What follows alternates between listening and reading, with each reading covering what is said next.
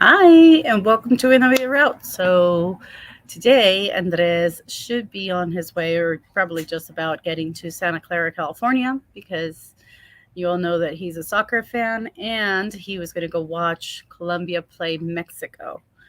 Supposedly, I should be with him, but I kind of thankfully got out of it, and one of his friends ended up going with him. So now I am here on my own to do the live. We are waiting to see if our guests come on, but if any of you are interested in how to build a schoolie, our guests today, that's what they've been doing, building their schoolie throughout the pandemic. And so we wanted to find out more about this process. Some of you might have known from watching our lives before or just listening to our comments and some of our postings on Instagram that is actually what I really wanted to do, build a schoolie. I still think that at some point, that's what I want to do. Maybe not necessarily traveling, because I do see some of the things that I wouldn't necessarily want about that, but for sure, I think that they're absolutely beautiful once built. So here we go. Hi. Hi. How are you guys? Good. All right. So I don't know if you heard that beginning of the live, but I was explaining to people that it's going to be just me today because Andres is on his way to watch a soccer game in Northern California, and so he left me on my own. Oh, But welcome to the channel. Thanks for being here. thanks for having us. All right, and I was telling everybody that what you've been doing is that you've been building a schoolie, which I also was telling everybody that is what I wanted to do when we first started kind of thinking about what it was that we wanted to do, how to travel, home on wheels, what was the idea. And I completely and utterly fell in love and went through that rabbit hole of watching every video I could about building a schoolie on YouTube. Right. Mhm. Yeah. So tell me, well, first of all, let's have you introduce yourselves. I'm Justin. And I'm Lizzy. All right. And how did you guys come about choosing a school bus? So we were actually looking at a box truck, and what we wanted to do was sell our house that we had, find a piece of property, and build a schoolie or a box truck, and then live on that. While we built a smaller house, property wise. Okay. It's not happening. But as we were looking for a box truck, Lizzy found the school bus on Facebook for way cheaper than we could get a box truck for. So that's what we Right. want. We just stumbled upon it basically. Oh, okay. Which ends everything changed. It is the idea still to have it parked on a property and live on it on the property, meanwhile building another like bricks and bones kind of a structure, home? Things Anymore? changed when the pandemic hit. Okay, And for like a lot of us. We wanted to be debt free on property wise, and we can't do that as of right now. So It got really expensive. we're going to either Airbnb our house or Airbnb the bus and travel in the bus a little bit here and there, just kind of whatever we can. Where you currently live now, can you have the bus parked there and still live in either one of them and then Airbnb the other? That's Yeah. the idea? Yep. Okay, so you continue to build a bus. Yes, definitely. Yes. You got the bus originally in 2020, if I'm not mistaken, right? Yes, in Okay. March. Yep. And did you have any notion of what it was that you were doing before you like, let's build a schoolie? So I actually had a former coworker. He did a school bus, and so Okay. I had the idea of. I mean, we knew the ideas were out there, and so we were just looking at different vehicles, and the school bus came up, and so that's what we ended up going with. But I meant more like, did you have any building experience, like using tools and knowing how to take the seats out and knowing how to measure for a curved roof? Any of that? No, we've built Furniture. like our kitchen table when we bought Okay. our house, just out of 2x4s and 2x6s and stuff like that, Mhm. and done that, and that's pretty much all the building experience we've had. Mhm. So how has it been jumping into building what most people would think would be a whole lot easier than actually building a home. But for us that we've done our RV twice, we've realized that it is basically like building a home, except that you're not maybe putting any, cement bases on the dirt, sort of say. But other than that, like putting up the walls, doing the insulation, doing all of the electrical, doing all of the plumbing, at some point doing cabinetry and furniture that's built in and that it has a million different cuts because of the wheel well or something of that nature. Gets to be pretty complicated, and it's not, it's because it's a smaller space. You end up thinking it's easier than building an actual house. It's a house. It is way hard, and we've failed I don't know how many times on different things, and just be like, well, we'll figure this out, Right. Yeah. At what phase are you at now? We have everything going. I haven't done any electrical stuff other than place electrical outlets where I want them to be. I've done plumbing with the PEX. We have walls up. We have shower where it's supposed to be, bed where it's supposed to be. Mostly insulated. I mean, we're doing everything. And say, yes, some of the places, like our roof isn't done because we have like the wool insulation, which is really nice. But or at least it's not itchy like fiberglass. Yeah, exactly. But there's a lot of steps to get it to stay up before we can do that. And so, yeah. In fact, I don't know how it stays up. Do you like run some sort of tape to keep the panels in place between the beams? And then in order to do I don't know if you're doing paneling or beadboard or something like that. Yeah. So we did foam board insulation on the ground and just on the walls. The wool insulation is actually wool from sheep, and you have to string it to hold it up where we're going to be holding it. So, interesting. So like attach like all of our wood to our ribs and get it up and string it up and but it's cool. Well, it is definitely we have some friends that are actually building a box truck now, and that's what they used for insulation, and I know how much healthier it is. We had to take out all the flooring and start from scratch in La Chata, but we didn't actually take out what's in the wall. I mean, our walls are like 1.25 inches thick, right? And I know it's styrofoam because we've had to like fix some of the corners. RVs are notorious for having water damage when you get them used.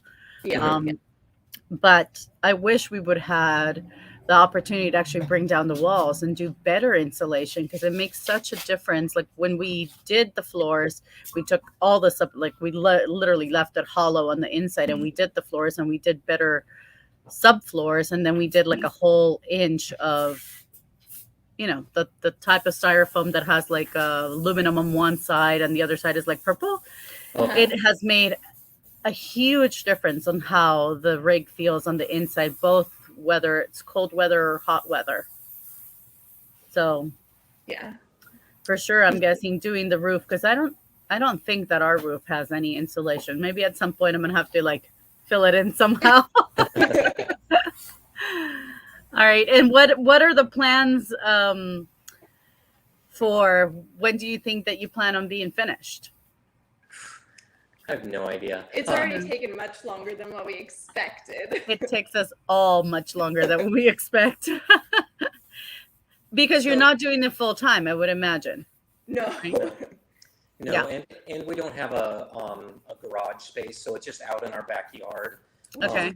So in the summer it does get hot in there, and in the winter, I mean, we do have 4 seasons up here. I mean, we're pretty close to the Canadian border.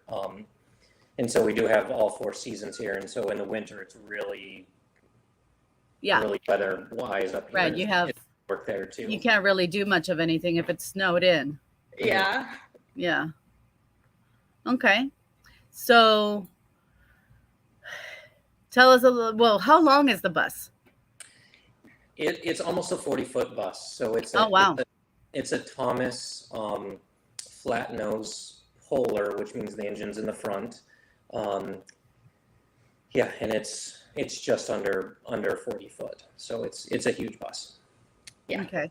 And is the plan to have like, I mean, I see all of the ones that are so beautiful where they do the bedroom in the back and that they have like bunk beds for kids. And then there's like the bathroom and then the kitchen and then the living space, which obviously all living spaces in any rig needs to turn also into a bed. Do you already have a floor plan? So yes, very, very back of the bus will be our bedroom. It Okay. does have the door does open in the back, so we kind of have like an access back there. Yeah. The next is our our toilet and sink on one side and shower on the other.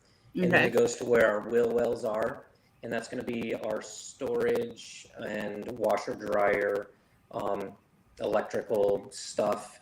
And then it goes into our kitchen, and then living room, which we do have a Presto Log Stove that we've installed. Yes, And I saw it on your post and it's beautiful. Yeah. yeah, Have you used it already? we have not. So there's a company out of Post Falls here that he made those, and it's a spectacular thing for small living spaces. Mm-hmm. Yeah. So, We chose to have a mini propane heater. It kind of looks like a fireplace, but we chose it to be propane because we really didn't have a place of like where we could set something on a flat surface that wouldn't be scary to have wood burning. So we ended up choosing that. But those were the little things that I unfortunately had to compromise about not having a Skoolie because, you know, like for instance, we don't have the weight to be able to do like a tile backsplash, which usually a bus you can carry, you know, how many people can you carry in a bus, which obviously means that you can add more weight to it and it's not necessarily a limitation. So I see all these buses, all these Skoolies with like these beautiful tile backsplashes that I'm like, oh man, can't do that. yeah. Are you choosing to do a compost toilet or are you doing a black tank? Yes, we will do a Compost. Compost toilet? Mm-hmm. Yeah, it really Yeah, does be the way to go. Yeah, that's what we ended up doing. We took out our black tank and made a compost toilet instead. So how's it going for you? It's been great. I mean, I sort of based it on a couple of different YouTube videos that I saw. One that was very specific because it was this older woman, like probably in her 60s, mid 60s or so. And she designed it more for the female anatomy, which I had used a couple of toilets before. And I would have to say that they're not necessarily made that way. I don't know if like typically the engineers are males or what the situation is. But I was like, this is a woman that was thinking when she thought about making her compost toilet. So I follow her video on the way that she built it in that sense, except that hers was a little too low to the ground. And she, in a later video, explained how because of her space limitation, she had to do it that way, but that it was also really killing her because, of course, she's older and now she's having trouble getting out of it. It's like she almost needed handles on the side or something. So I did mine taller, but it's been great. I mean, I did a little computer fan to ventilate it out, and then it's literally a juice jug, except that it has a wider mouth. And then I used a stainless steel funnel instead of a diverter. And on the back, it's literally a trash can that I use a compostable bag and then sawdust. And one of the things we wanted to make sure was that no matter what country we were in, that we were going to be able to find a compostable material to be able to put into the number 2 place. And so we figured, hey, there's got to be carpentries, you know, in every country where you can just walk in there and say, hey, would you guys give me or sell me a bag of sawdust? And so that's how we came up with that. In fact, here I basically have gone to Carpenter and just said, can I have some sawdust? And it's never been an issue. But of course, here you have more options, right? You can do like coconut core or there's a lot. remember what those blocks that they sell and you have to like wet it and then crumble it up and stuff. But in other countries that wasn't the case, which was actually our number 1 reason for not keeping our black tank because in most countries there's no dump stations, and so we didn't want to be the people that dumped out into like where I'm like, and then it was pretty disgusting to begin with, but just so harmful to the environment as well. So this has been super easy because you can dig a little hole somewhere in the dirt and that's it. Yeah. Or obviously throw it anywhere that you would normally throw dog poop. If you have dog and you pick up their poop, it's the same situation. So easy enough. Yeah. And I didn't spend $1,200 on buying it either. They're pricey. Which, I mean, in the Skoolie, you have all the space in the world to actually even be able to have your compostable material next to it, and storage. I keep a little spray bottle with vinegar and essential oil that I just spray everything down after each use. Never have had a smell, so it's been great. Yep, nice. Yeah. Nice. So, if you need the plans, let me know. Yeah. my doodles on it. All right. So I also was looking on your Instagram a couple of other things that I wanted to touch base with you, because Lizzy, you and I have had the same eye surgery. You're kidding. You've had retinal detachment? Yeah, I actually had to start wearing glasses again. Just May of this year. I kept on squinting, and I'm like, I'm not seeing well enough anymore. So I went back to my doctor, and he goes, well, I told you that the surgery was going to probably last about 10 years before you would have to start wearing glasses again.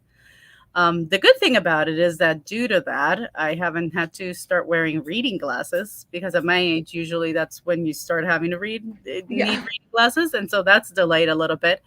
But yeah, when I read it, I was like, I've never met anyone else that kind of out of the blue had the same situation. Do you know why yours happened? They don't.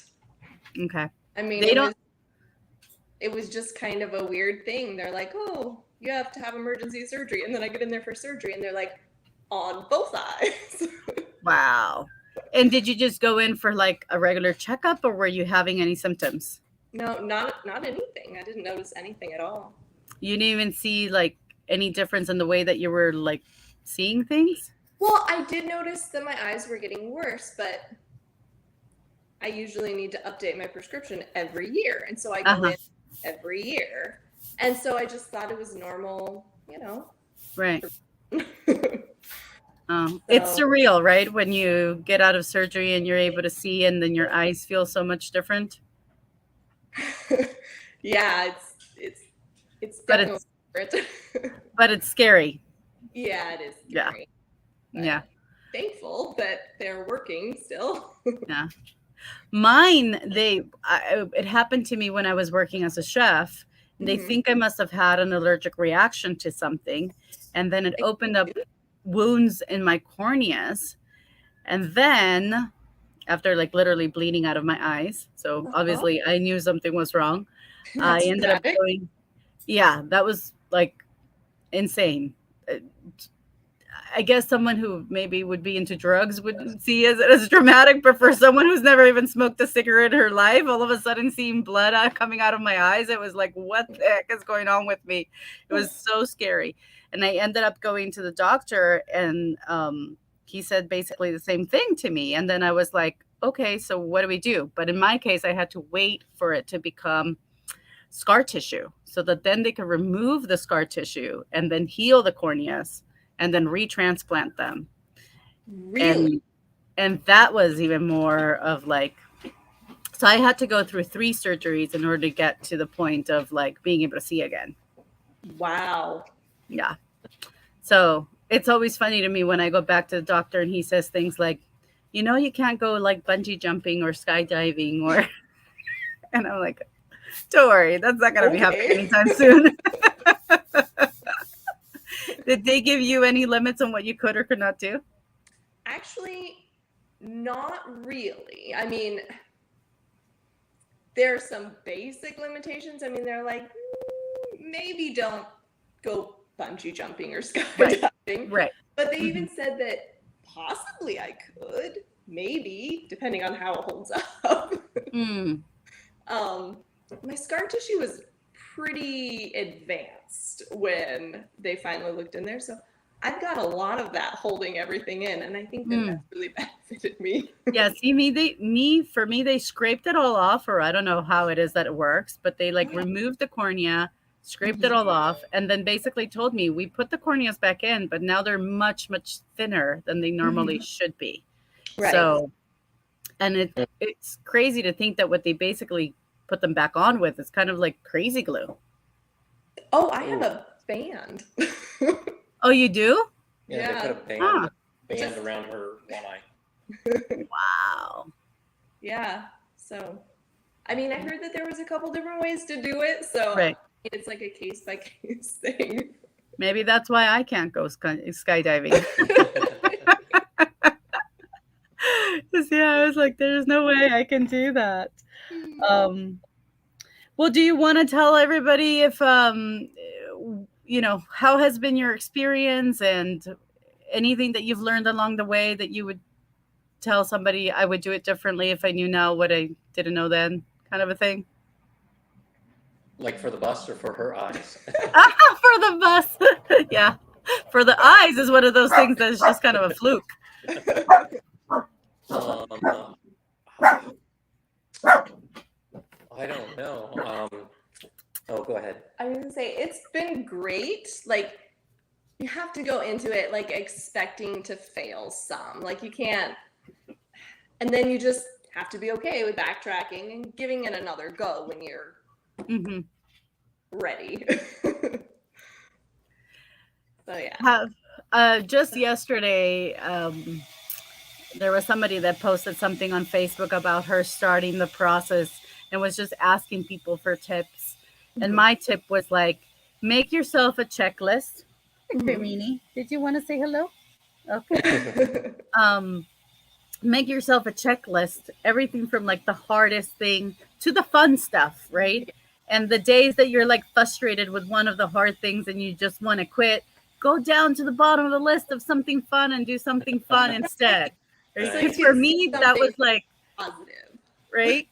Yeah. For me, it was like in my head, I kept on visualizing what it was going to look like. And I wanted to do like all the pretty things. And I wanted to start buying the pretty things.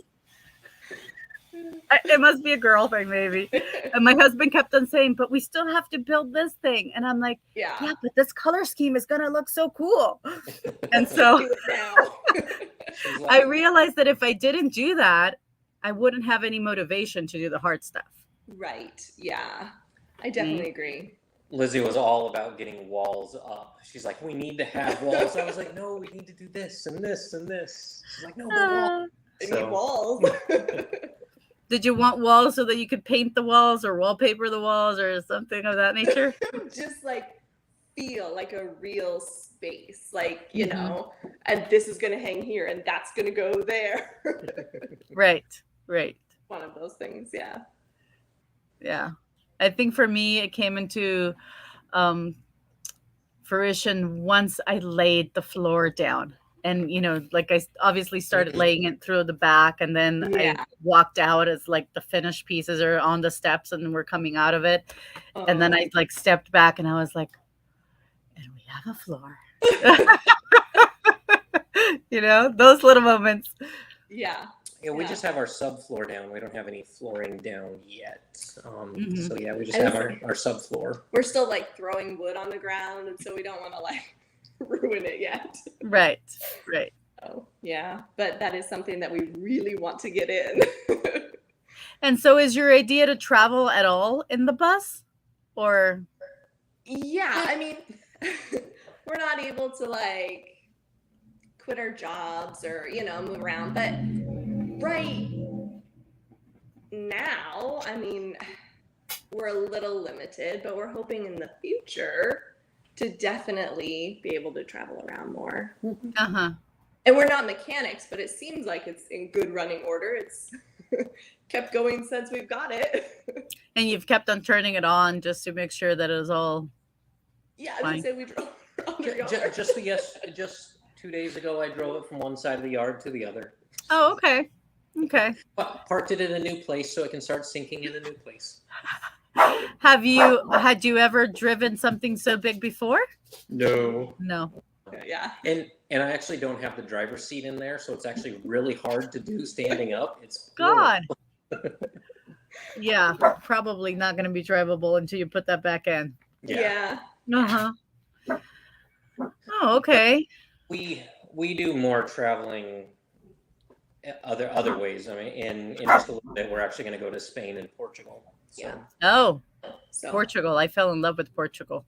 Oh, It's nice. beautiful. So beautiful. On that note, I actually saw that you guys went to my country because you were in Costa Rica. yes. Yep, Yeah. Yeah. Did you like it? Yeah. Yeah, so we went to La Fortuna and then Tamarindo. We just, did Stayed two mostly in those areas. Yeah. Uh-huh. different things. Yep. But it was But- beautiful. Yeah, La Fortuna is beautiful. Last time I That- was in Costa Rica was, say that again? That was our favorite place. Yeah. Last time I was there, I actually, which was early May this year, I took my stepmom and my little sister to La Fortuna. You know, and all of the hotels, it seems like you have the view of the volcano. Mhm. Yeah.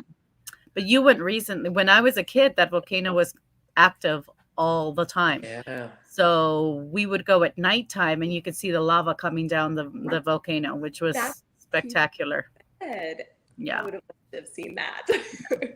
Did you do any of the like sloth sanctuary? Yeah. No, we did We like didn't a do it. night watching tour is what we Oh, did. okay. Yeah. Because you Yeah, we see didn't them go to- everywhere. And Yeah. then you probably did the hot springs, right? Yeah, we just went to one hot spring. But Yeah, yeah, we didn't go to the Tabacan. or Yeah, there you whatever. go. Tabacón. we didn't go to that. Mhm. But yeah. Well, I don't know if you knew, but too bad it's for next time maybe. That same river, there's a whole area of it that it's free because none of the natural anything in Costa Rica can be privatized. So Yeah. technically speaking, you could just go to the edge of the river and go into the river like a regular river would be. not inside a resort of any sort. Yeah. Yeah. And then it's great food around there. It's nice ambiance and so The people green. were so nice. Yeah. It was really nice. Yeah. Yeah. But something that we saw, you guys went to Peru. I went to Peru. My husband stayed behind. It's kind of it was interesting. I would tell people that if they want to go, get on a plane, go to Lima, get on another plane, go to Cusco, do Machu Picchu, possibly rent a car or hop on a train, go to Lago Titicaca, experience that. Our next video next Saturday is actually going to be about my trip there. We rented a car and drove to Puno and then left the car in Puno and then had the host from our Airbnb pick us up at like this landing and then took us to their floating island. And that was probably my best experience in Peru. It is just amazing the way that these people live. Yeah. From like how harsh it is to be able to stand that lifestyle. To once you're done with all of that, then the simplicity of their lifestyle as well. Yeah. So it's like so juxtaposition, right? Like you have to go and get the roots for their floating island and you can only get 3 at a year. And so it takes you years to expand your floating island and then stacking all of the leaves or the plants on top of it in order for it not to basically get drenched in water on like every 15 days. Basically, it's not like you're just sweeping your house, but you're actually having to build on top of it all the time. But then once that is like done, then your life is very simple, right? Because nowadays some of them have solar panels and so they have electricity, but they don't have any TV. They don't have, maybe a few of them have cell phones. And so gladly now a lot of them are doing Airbnb, which is how we got connected. But their kids are still kids that play and go fishing and take a little boat in order to go to the one and only school that is there. And like the whole community gets together to help you lift your home, to put more of the plant underneath your home. I mean, it's just so incredible in that sense. There were a lot of things about the country that I wasn't necessarily happy, that really sort of made me just mad about politicians and about how countries can be, you know, dealt with. The amount of trash everywhere, just the hills and hills and hills of trash on all these like protected areas that nobody's actually protecting. Oh, yeah. And the lack of fauna. Like, we went to one of the rivers that goes into the Amazon River, and as a Costa Rican, I expected it to be birds, iguanas, caimans, crocodiles, all sorts of reptiles. I mean, I just expected it to be flourishing with animals everywhere. We saw one bird in 8 hours of the trip through the river. Really? Oh. So that was very hurtful. And then we were taken to the zoo where like these animals were in deplorable conditions, and that just broke my heart. And we had gone, so it was kind of a tribute to my dad. My dad passed away late 2020, and the last trip we wanted to do as a family was to go to Peru, but unfortunately he passed away. And so in honor of him, my stepmom and I decided that that was going to be the next trip that her and I would be able to do once obviously borders opened back up.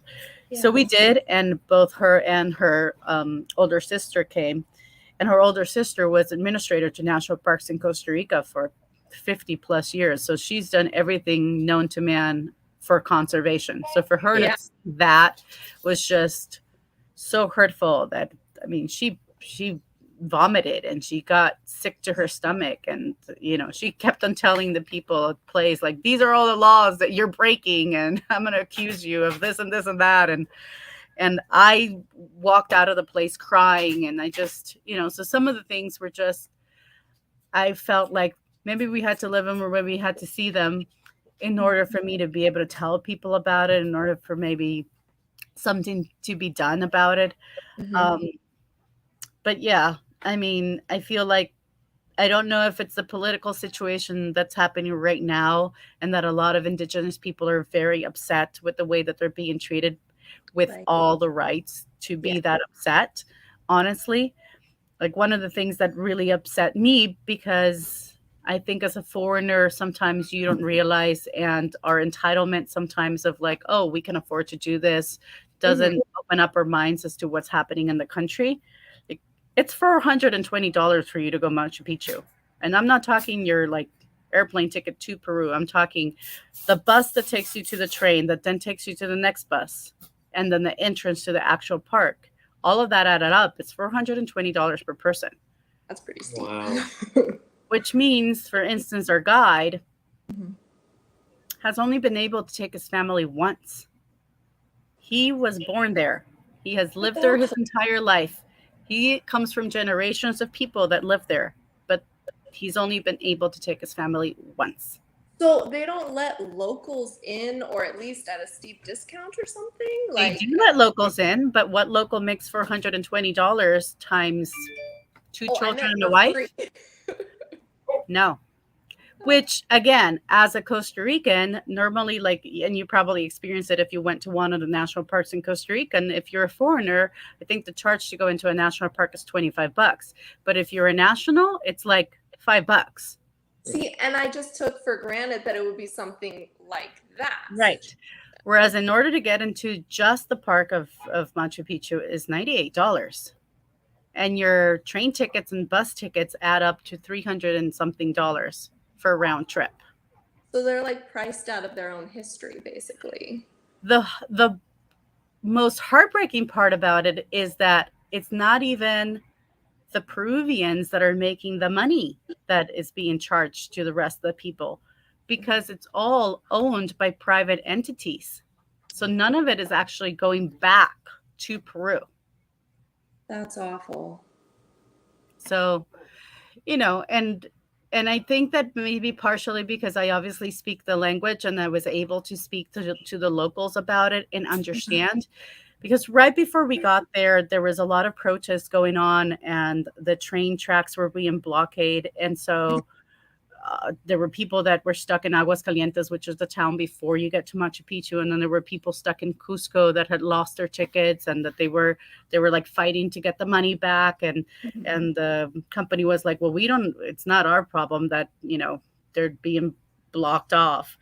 And so, but then I was like, oh, why are people doing this? You know, you just question why would people do this? Should be to their benefit that there's tourists there, because just Cusco alone, 70% of people live off of tourism. Mm-hmm. So you would think we want tourists to come back, especially after 2 years of being closed off, right? Mm-hmm. But once I talked to them about it, and I realized that the reason is that they basically don't have the rights to go see this. So yeah, I would be pissed too that I have this amazing place in my country. It would be like somebody telling me here, oh, you can't go to the Grand Canyon because you can't afford to go to the Grand Canyon. Right. Right? Yeah. So, I mean, I had no idea. So sometimes I just, I mean, we got there and we had realized, or I had realized, I felt very responsible for it, that that I had gotten the tickets to the entrance to Machu Picchu and to what I had understood and read on their website, which, mind you, again, I speak Spanish and I still apparently did not get it. It said that you reserved it, and then when you got to the Plaza de Armas, which is like the center of all little towns, you would pay for it at a kiosk. And so here I go looking for the kiosk with my barcode and my confirmation number and so on. They're like, no, it's canceled. You needed to pay for the tickets right away. You have a lapse of 3 hours to do so. And I'm like, how would you expect me to pay for the tickets if I was in another country? And they're like, oh, well, no, there's a system that you click on and then you pay with a credit card. And I'm like, it's nowhere to be found in your site. Would I know that? Yeah. So we almost thought that we weren't even going to go. And here I'm thinking, oh my God, I just made my family lose, $300 and something. Right. And we're not even going to get to go to the one thing that we obviously all go to Peru to do. Yeah. And so it was just very upsetting. But I feel like part of it is that they do it with the intention of the tourist that it's more inclined to, let me just hire a travel agency and have everything set up for me. And I get off the plane and I get on the luxury bus. And then that takes me to the luxury hotel. And then that takes me to the next luxury transportation. And then I'm there. And I don't even have to think about anything that this country is actually going through. I just live what my pink bubble of an idea of this country would be. Yeah. Yeah. So it is definitely more set up for that. So we would see tourists on these tours that I would just tell my family, I don't think that they have any idea of what is actually happening or what the people are living. Right. Yeah. And I tend not to be that type of tourist. I've always traveled to countries where I've kind of done my own thing and prepared my own things, and some of it works out and some of it doesn't work out, so it's not like a negative thing against Peru. I just didn't think that it was built necessarily that way, and I also thought that it would just be easier because we spoke the language. My goodness, I felt like it was easier for me to go to Greece that I didn't speak or couldn't even read a menu, let alone. Well, Greece is pretty awesome. Yeah, it is. So yeah, I mean, again, there were definitely parts of it that were unbelievably beautiful, right? To like go through fields and just see all the llamas and vicuñas running around, to see how incredibly different one indigenous population is to the next. I mean, from the way that they dress, from the way that they act, and of course the way that they speak, which I couldn't understand, but nevertheless, you could notice the nuances and differences of the way that they speak, and that is crazy. Yeah. You don't see that in Costa Rica. We all just speak Spanish. I mean, obviously there's indigenous people, but usually they're not out and about. It's not as traditional, and so we don't necessarily keep a lot of those traditions of like how we dress or how we if we speak a dialect or anything like that. So to go to a country where that is like still 100% how they live, I mean, the fact that they carry their babies on their backs for 2 years after the baby's been born, that like nurturing connection with mom, Wow. mind blowing. Yeah. You know. Yeah.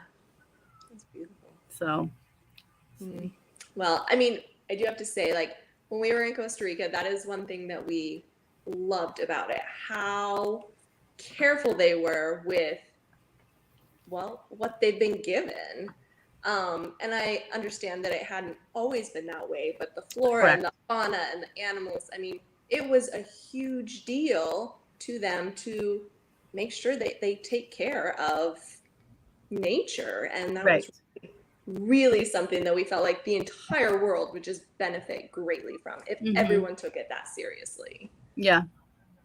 Yeah. And I think that I had this whole discussion with the man who took us on the tour of that last river that was so awful. And I told him, I said, you know, Costa Rica wasn't that way always. In the 80s, they were deforesting and they were, you know, oh, let's kill this panther because it's going to come and eat my chickens. Right. And so, yes, that was the mentality. And I said, but I think that with the boom of tourism and the realization, even if you just did it from a pure selfish point of making money, right? Like I told him, I said, you would be making so much more money if you took care of nature, and then you would have so many more people coming to see that nature that you could be charging them that money instead of what you're going to get for a pound of who knows what meat of some animal that you just killed. Right. Yeah. But I mean, you could definitely tell the people, the guy who took us out on the night tour, he was incredibly passionate. It was honestly really amazing just to listen to his love of nature and passion and all the years that he had done different things, and it was just really amazing. Well, that warms my heart. Yeah, Andres and I are very involved in things of that nature. Like we're now very much involved in this project in Nuki, Colombia, which are picking up all these. They've picked up over 6,000 tons of plastic that has washed off on the shores because they're opposite of Japan. So all of the trash that comes from Asia, but mostly from Japan, ends up on their shore. So they've been cleaning up and picking it up all the time, and they're converting into building bricks to be able to turn them into houses. So we're very much involved with that project. But every time we try to find projects of that nature, right, of like, and that was one of our big things of like living small, that we would try to minimize our damage to the planet as much as possible. Yeah. And even with our build, we try to upcycle and recycle as much as we possibly could. Yeah, for sure. Where did we go to get what's that place called? The Restore? Yeah, Restore here. Yeah. Oh, gone there we love that place. Yeah. So many different Yeah. Cabinet or bathroom for kitchen. Yeah, our kitchen sink. Yeah. All kinds of bathroom stuff. sink. Yeah. Yes. All kinds of stuff. Yeah, I actually have a friend of mine that built a whole ADU for 3 years in a row. She would just go to the restores around here and pick up all the things that she thought at some point she would need. And then she built an ADU with everything she had picked up for 3 years. So she spent very little money on building this. And by the time she had it built, she had the furniture and she had the rugs and she had the lighting fixtures, and she pretty much had everything out of just going to the restore or thrift shops. Yeah. You know, it goes to show you that if you have patience and of course you have a place where to store all that stuff, you can definitely do it for less. Yeah. And in a more, sustainable way, for sure. All right. Well, is there anything else that you would like people to know? What are your plans? What are you doing?